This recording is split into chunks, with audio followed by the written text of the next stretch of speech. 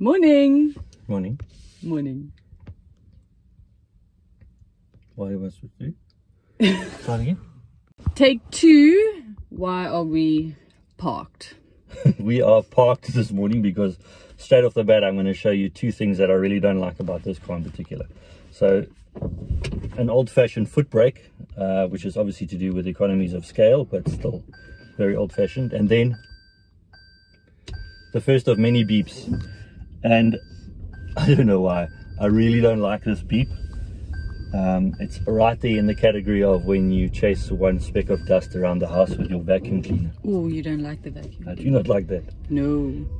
Okay, so what are we driving? This is a Toyota Corolla Cross, and you are about to see a lot of these on the roads in South Africa. What are... Oh, we're about to hit a dog. What are the positives? The positives is a really nice package. It's spacious, it rides really well. It's got a Toyota badge on it. It's got a Corolla badge on it. Yeah, there's a lot to like about it.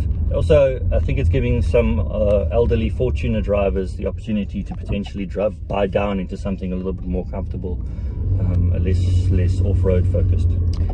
What are the negatives? So you can get it in 2 engines. You can get it in a 1.8 naturally aspirated, so no turbo, which means it's going to be a little bit sluggish around town and especially at altitude.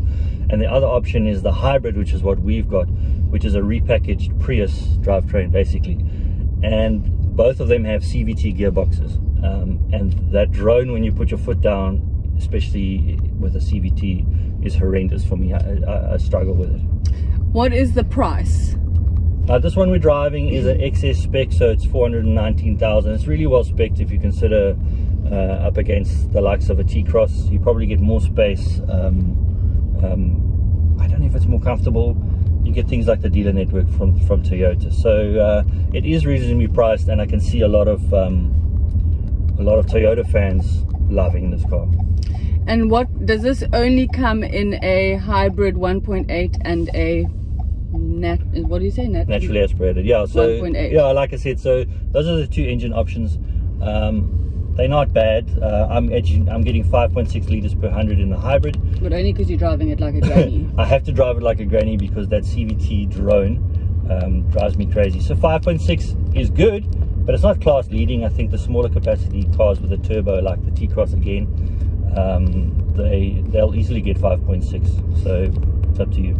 And what is there a big price difference in between a hybrid and the other petrol? Yeah, there is a price difference. It's not too substantial. I would look to the hybrid for the fuel efficiency, but again, it's not the answer to all your problems in terms of fuel consumption. And Toyota's punting the hybrid as the future, which I'm not sure it is. Have you driven both? I've driven both, and which one did you prefer?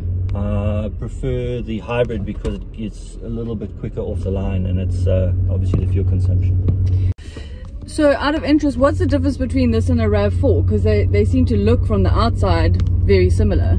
Yeah, so the RAV4 has obviously been around longer, and the RAV4 should feel more premium, so it should feel like your money's a bit better spent. But I agree with you. I think RAV4 sales are about to take a big hit with the arrival of this, because I think most Toyota fans would be more than happy with this compared with the RAV. Perfect. Thanks.